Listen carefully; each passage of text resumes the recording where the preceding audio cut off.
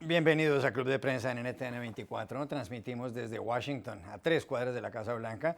Y no olviden que al final de este programa ustedes lo pueden encontrar completo, o pueden encontrar a partes en nuestra página de Facebook, también por nuestra cuenta de Twitter, y el audio, el podcast, si lo quieren escuchar, si lo quieren oír, está en SoundCloud. Les doy la bienvenida a los invitados hoy a Club de Prensa. En primer lugar, la corresponsal de la Agencia Española de Noticias EFE, Raquel Godos. Bienvenida, como siempre, a esta mesa, Raquel. Gracias, Juan Carlos. Juan Carlos Hidalgo, investigador costarricense del Cato Institute, uno de los centros de análisis más conocidos de esta ciudad. Bienvenido también. Buenos días. El primer asunto, Raquel, tiene que ver, por supuesto, con Donald Trump y con Barack Obama. El señor Trump se posesiona mañana como presidente de Estados Unidos al mediodía, más o menos a esta hora empezará su discurso. Y el señor Obama ha dado su última rueda de prensa ayer, es decir, 48 horas antes de dejar el poder, y dijo que cuando sea expresidente, él va a hacer pronunciamientos públicos en determinados casos. Y esto es raro porque los expresidentes en Estados Unidos suelen guardar silencio cuando entra quien los sucede. Pero él dijo que en caso de que él note que en el gobierno Trump haya algún tipo de discriminación contra un sector de los ciudadanos, o si trata de obstruir el derecho al voto de algún sector de la sociedad, o si trata de limitar de manera explícita algunas libertades, como por ejemplo la libertad de prensa, o si trata de afectar el futuro de algunos niños, hijos de inmigrantes o inmigrantes ellos mismos, que él hablará. Esto es una cosa curiosa. Hay un artículo además en la revista Time donde dice cómo será Obama de expresidente. Tiene 55 años, cumple 56 el 4 de agosto, es uno de los expresidentes más jóvenes de la historia, con hombres como Ulysses Grant, quien fuera el general que ganó la guerra civil, o como Bill Clinton más recientemente, mientras que por otro lado Donald Trump es el presidente más viejo que llega al cargo con 70 años.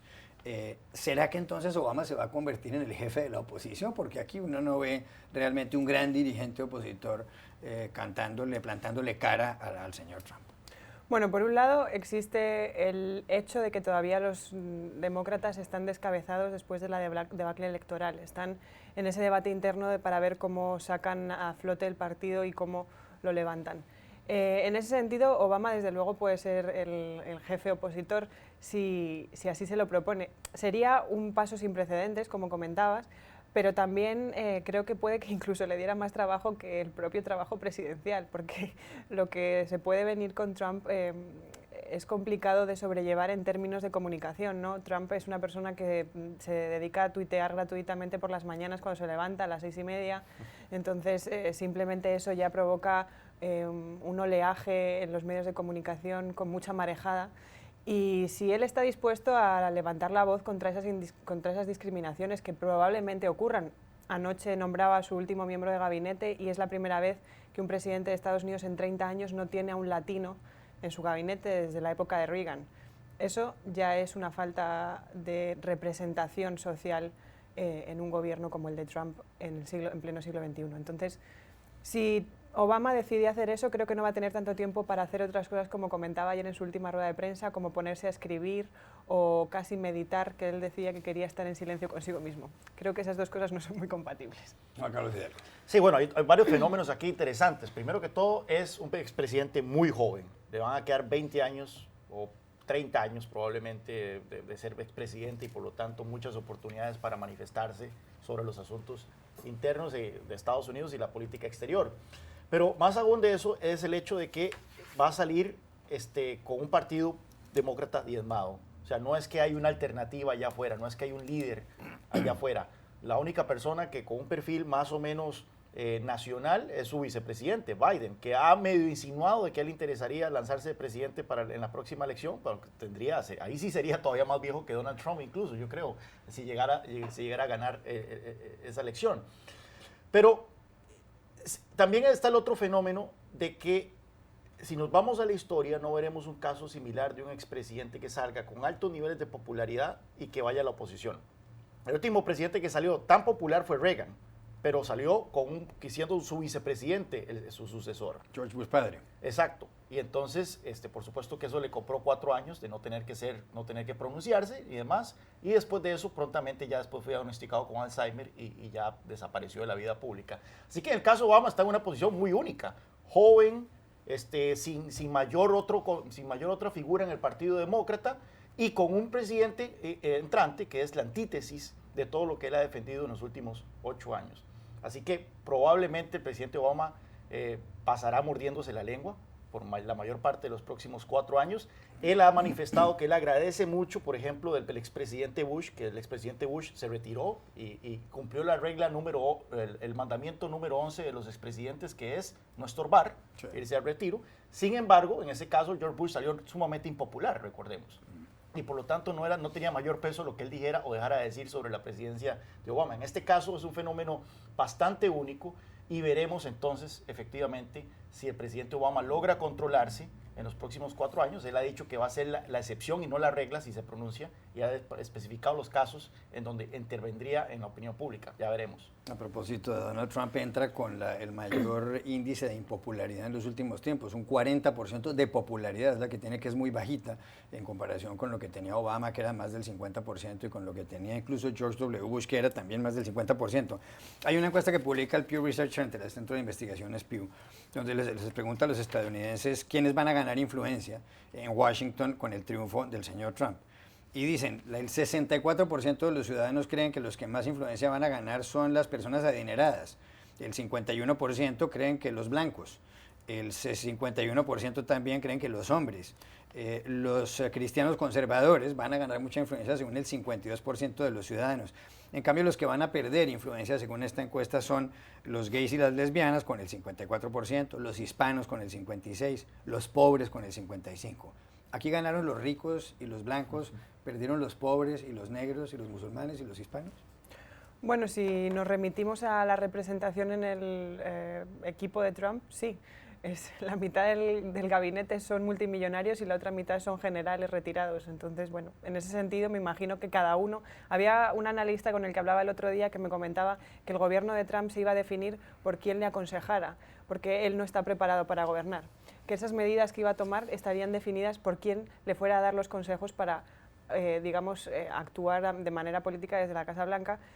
Y creo que tiene razón. En realidad, Trump es un presidente que no tiene experiencia ejecutiva, no tiene experiencia política y está tirando de asesores y de gente que sí tiene un pasado, digamos, con ciertas especialidades en ciertas áreas, pero son multimillonarios y generales, con lo cual es probable que ese estudio del Pew Research tenga cierto fundamento.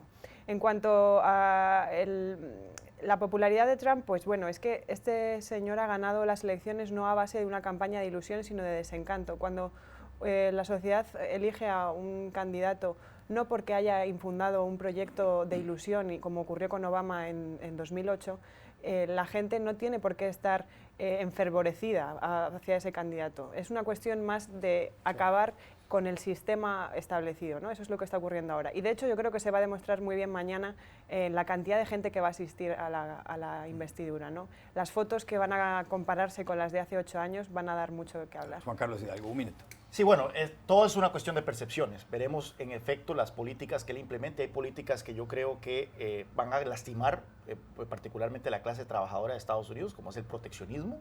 Hay otras políticas que podrían ayudar a la clase trabajadora y ahorrante, como es, por ejemplo, elevar un poco más las tasas de interés. Todos los que hemos tenido ahorros en cuentas como en las cuentas corrientes, hemos sido castigados en los últimos años por esta política de tasas bajas de la Fed. Eso ha lastimado a pensionistas, ha lastimado a ahorrantes. Así que habrá que ver, esto es una encuesta basada en percepciones, habrá que ver al final de estos 4 años quién al final de cuentas fueron los ganadores y perdedores. Lo que sí es cierto es que las minorías, por lo menos las minorías raciales, las minorías sexuales, son gente que, por lo que podemos ver al momento, están predestinados a salir perdedores en esta administración. Gracias, Raquel Godos, Juan Carlos Hidalgo, por haber estado aquí. Ustedes no se vayan, enseguida vamos a hablar del triunfo del showman, un libro escrito por uno de los invitados permanentes a este programa, el corresponsal del diario madrileño ABC, que sale precisamente mañana en España y posteriormente en otros países de América Latina. Ya regresamos a Club de Prensa. Volvemos al Club de Prensa en NTN 24 desde Washington. Verán ustedes imágenes en directos del aeropuerto de La Guardia, en Nueva York, del avión del señor Donald Trump, el presidente electo de Estados Unidos, justo antes de venir desde esa ciudad, desde Nueva York hasta Washington, donde mañana tomará posesión del cargo de presidente de los Estados Unidos. A propósito de Donald Trump, ha salido ya a las librerías en España y está próximo a salir en algunos países de América Latina. También se puede puede comprar por distintas plataformas de internet un libro sobre por qué ganó las elecciones el señor Trump, algo que parece un misterio. Se titula El triunfo del showman y aquí tenemos a su autor, el corresponsal del diario madrileño ABC, Manuel Erice. Bienvenido, Manuel, como siempre. Muchas gracias, Juan Carlos, ¿qué tal? Bueno, publica usted este libro en colaboración con Muni Jensen, además 242 páginas. Se titula El triunfo del showman, como decíamos. ¿Cuáles son las grandes revelaciones de este libro? ¿Por qué ganó las elecciones Donald Trump? Bueno, yo creo que lo primero que hay que decir es que para entender todo lo que está pasando ahora, y sobre todo para en fin, toda la incertidumbre que tiene el mundo entero, ya no solamente Estados Unidos, de lo que puede hacer, cómo puede gobernar Donald Trump, hay que efectivamente remitirse a por qué ganó y qué tipo de personaje es, cómo funciona, porque lo que está haciendo en estos momentos es básicamente lo que hizo para ganar la elección. Yo creo que hay dos partes fundamentales. Hay una parte previa, que es el momento en el que él se presenta a las primarias, hace ya 1 año y medio, cuando nadie da un duro por él, como se suele decir, nadie da, en fin, nadie puede pensar no solamente que vaya a ganar una elección presidencial, sino que gane unas primarias republicanas. Y es el momento en el que él se presenta haciendo ruido, como él sabe hacer, con su habilidad habitual, además con un gran manejo de la televisión, y esa primera parte es fundamental porque para entender cómo puede ganar luego la elección hay que entender cómo pudo ganar las primarias, y para eso hay que entender cómo pudo engordar una persona que llegaba como outsider desde fuera, anti-establishment, y no era tan conocida como cualquier político, incluido Hillary Clinton. ¿Cómo ganó? Pues porque sencillamente las televisiones en esa primera parte engordaron al monstruo. Nosotros le llamamos el monstruo, entre comillas, lógicamente, pero ese fenómeno Trump, que era un monstruo en ese momento, que acababa de nacer, fue ayudado de una manera decisiva por las televisiones, por los medios en general, pero sobre todo por las televisiones en particular. ¿Por qué? Porque daba audiencia, así de sencillo, daba audiencia, y para las televisiones en esa primera parte, en esos primeros meses de primarias, fue un auténtico negocio. Hay que decir, para valorar, digamos, en su justa medida, cómo se volcaron las televisiones de manera gratuita con el personaje, que si medimos en esas primarias, digamos, todo el espacio informativo que dedicaron las televisiones al señor Trump, si lo pasamos a valor publicitario, en términos monetarios, concluimos con que ese periodo recibió 1.900 millones de dólares gratuitos. Pero para compararlo, para que se vea lo que es esa cantidad, el segundo que más recibió dentro de las primarias republicanas, Jeb Bush, fueron 214. Estamos hablando de 9 veces más de cobertura le informativa. destinaron 9 veces más tiempo las televisiones, claro, al señor Trump que al señor Jeb Bush. 9 veces más, y lo cual quiere decir hacerle una campaña gratuita para poder ganar las primarias. Pero si me permite, por terminar la comparación, por ejemplo, en ese mismo periodo, Hillary Clinton, que luego sería la candidata demócrata en la elección, recibió un valor equitativo a 700 millones, que estamos hablando de la tercera parte. Es decir, fue un auténtico vuelco televisivo y de todos los medios con Donald Trump, que, insisto, engordaron ese monstruo que luego sería el candidato posteriormente. O sea que en síntesis la teoría es que los autores del triunfo, de la victoria de Donald Trump el pasado 8 de noviembre, hace 2 meses y medio, son las grandes cadenas de televisión, porque eso les produjo dinero, porque era buen negocio. No, esa es una primera lectura, porque estamos hablando de 2 periodos. El periodo de primarias, en este caso republicanas, porque se presenta Donald Trump como candidato, y luego hablamos de un segundo periodo que ya es cuando se miden el candidato republicano que ha ganado, gracias en buena parte, no todo, pero en buena parte a los medios. Hay que hablar también de su gran habilidad para precisamente concitar ese interés de los medios. Y la segunda parte es la elección presidencial. ¿Por qué gana la elección presidencial frente a Hillary Clinton? Pues hay 2 grandes, digamos, motivos. Uno es porque él, lógicamente, es un candidato que entiende mejor que su rival el mercado, en términos, digamos, como él entiende las cosas, en términos de mercado, y también el mensaje que tiene que dar en ese momento, que es un mensaje dirigido a unos estados en concreto, porque para entender cómo se puede ganar una elección presidencial hay que entender que el reparto de los delegados electorales, que luego permiten la victoria, se hace por estados. No vale ganar, como hizo Hillary Clinton, el número total de votos, el voto absoluto, sino que hay que ganar unos estados determinados. Y entonces lo que hizo Donald Trump fue ganar 4 o 5 estados, pero fundamentalmente 3 estados, que esos son los que dieron el vuelco a la elección, que fueron Michigan, Pensilvania y Wisconsin, que fue con un mensaje muy sencillo, es decir, un mensaje al obrero, al trabajador de clase blanca, que tradicionalmente votaba demócrata y que por un mensaje populista, fácil de prometerle tener empleo, un bienestar que había perdido en gran medida por la reconversión industrial, da la vuelta, lo que pudo ser, por compararlo con Le Pen en Francia, con la extrema derecha en Francia en su momento, en París, en este caso consigue que ese voto se vuelva a su favor. Y había otro dato muy importante que, claro, porque el mensaje de Trump fue contra el propio partido republicano, que lógicamente alguien que se presenta contra su propio partido, contra un mensaje tradicional republicano, se puede pensar, sobre todo en el caso de los evangélicos conservadores, que no le votaran. Uno podía ganar por un lado, pero podía perder por el otro. La gran sorpresa que se produce al final de la campaña es que a Trump le votan quien no pensábamos nadie que podía votarle en esa medida, que son los republicanos evangélicos conservadores, los más conservadores, y las mujeres. Esas fueron las dos grandes sorpresas de la elección presidencial. ¿Por qué votan los evangélicos más conservadores y las mujeres por un hombre como Trump, que es una persona en su vida personal que se ha casado varias veces, cuya esposa actual, la próxima primera dama, a partir de mañana, la señora Melania Trump, ha sido acusada de haber llegado aquí con un visado que no correspondía, incluso ha sido acusada de haber sido una especie de dama de compañía por algún periódico que ha sido demandada por el señor Trump?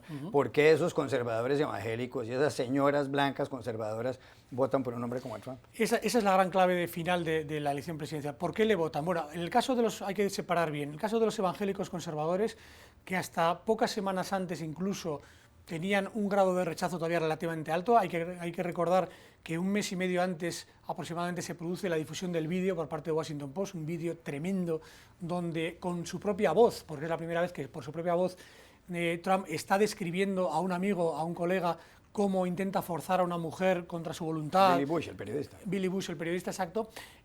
Claro, hay que entender que el votante conservador, ultraconservador de América profunda, de cualquier parte de Estados Unidos, no quisiera votarle. ¿Por qué le vota? Porque ve la opción, en última instancia, ve la opción de que pueda perder Hillary Clinton y pueda perder Obama. Y ahí entra el factor de ese rechazo, digamos, profundo que había en gran medida a 8 años de Obama y a Hillary Clinton como candidata. Y en última instancia, lo que nosotros llamamos en el libro, yo llamo en el libro el pacto con el diablo. De alguna manera, el conservador evangélico acaba, entre comillas, pactando con el diablo y votando a un señor que efectivamente era un señor acusado de acoso sexual, amoral, que anteriormente había estado a favor del aborto. En fin, tenía todo en contra para que le votaran. Y por otro lado, en el caso de las mujeres, que en buena parte también tiene que ver la sorpresa con ese candidato contra la mujer, que había insultado a muchas mujeres y además muchas conocidas de televisión, que también le acaban votando,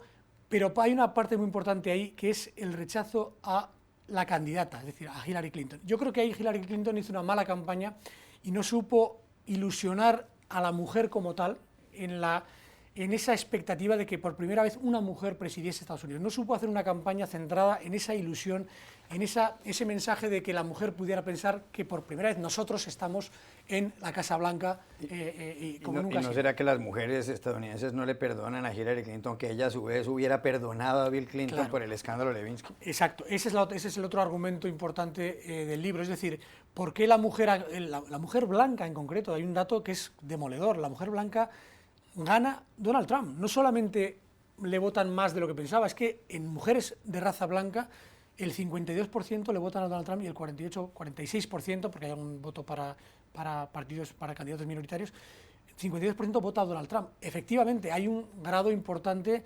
de factura, de peaje a Hillary Clinton, precisamente porque en su momento, bueno, ella demostró probablemente una ambición desmedida a la hora de perdonar, entre comillas, a su marido semejante, en fin, escándalo público, el caso de Mónica Lewinsky y otros personajes que hubo en ese momento, y yo creo que ahí también efectivamente la mujer le pasa factura de una manera definitiva. Último minuto, ¿por qué el señor Trump termina representando y termina recibiendo los votos del trabajador de clase media estadounidense, lo que llaman el blue collar, los que utilizan ese overol azul o ese mono, como dirían los españoles, el trabajador promedio que hace cosas por ahí?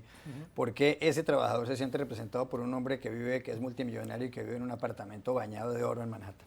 Claro, ese es uno de los grandes argumentos de Trump, el triunfo del showman. Es decir, al final es verdad que en cierta medida eso ha pasado, y como decía antes, en Francia, cuando el obrero acaba cambiando el voto comunista o el voto socialista por la extrema derecha, pero es verdad que es un voto genuinamente americano, en el sentido de que es un candidato, primero, que le dice lo que quiere escuchar, en el sentido populista, que eso ya se conoce, pero también es un candidato muy identificado con el americano de siempre, con el Estados Unidos de siempre, el Estados Unidos que con Obama, a juicio de mucha de esa gente, ha perdido importancia en el mundo, no es el país importante, orgulloso de serlo, que lo había sido históricamente, y eso mezclado con un malestar económico tremendo, sobre todo la parte que tiene que ver con la reconversión industrial, al final acaban comprando ese mensaje, esa promesa de Donald Trump, absolutamente populista, pero es una promesa que ahora mismo intenta hacer realidad creando empleo. Gracias por haber estado aquí, muchos éxitos con el triunfo del showman. Ya regresamos a Club de Prensa. Volvemos a Club de Prensa en NTN 24 para despedirnos. Gracias nuevamente, Manuel Elise, por haber estado aquí. El señor Donald Trump, presidente electo de Estados Unidos, viene ya en su avión desde el aeropuerto de La Guardia en Nueva York a Washington, en donde aterrizará en pocos minutos. Los espero mañana nuevamente en Club de Prensa con una programación especial en este canal, justamente por esa ceremonia que tendrá lugar en el Capitolio, aquí en la capital de los Estados Unidos. Hasta mañana. Mi avión. Perfecto.